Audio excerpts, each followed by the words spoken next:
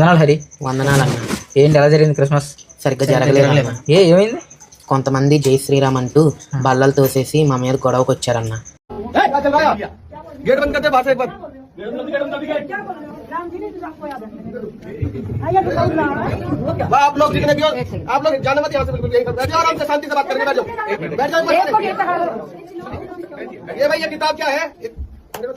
మత ప్రచారం చేయొద్దని మమ్మల్ని బెదిరించి పంపించేశారన్న.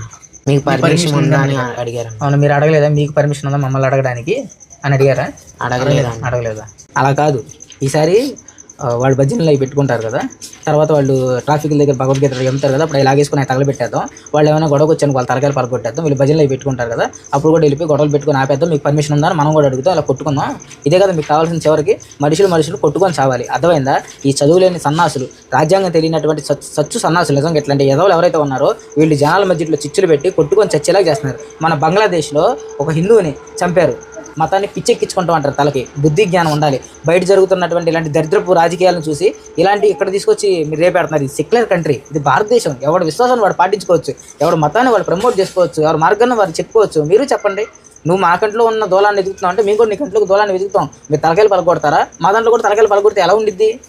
ఇలా చంపుకుంటామే, సవాలు దెబ్బ ఇది భారతదేశం ఇలా ఉంటే. కాబట్టి ఇట్లాంటి ఎవరైతే ఇట్లాంటి మిస్యూజ్ చేస్తున్నారో ఈ స్వాతంత్ర్యాన్ని, జనాల మతాల మధ్యలో గొడవలు పెడుతున్నారో వాళ్ళందరినీ ప్రభుత్వం వారు జాగ్రత్త తీసుకొని వాళ్ళ ఛానల్స్ డిలీట్ చేయించి వాళ్ళ పిచ్చి చేష్టల్ని జనాల్లో ఉండకోకుండా అవేర్నెస్ క్రియేట్ చేయాలి.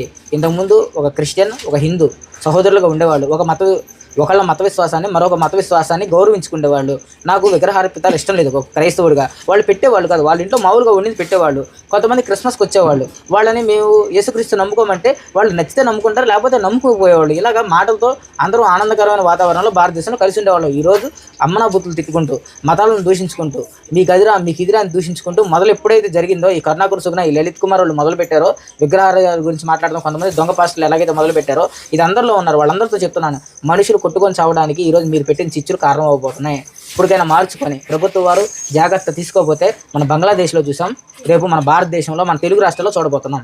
ఎక్కడ చూసినా గొడవలు అవుతున్నాయి. జాగ్రత్త, మనుషులు మిగతా చచ్చిపోతారు కొట్టుకొని.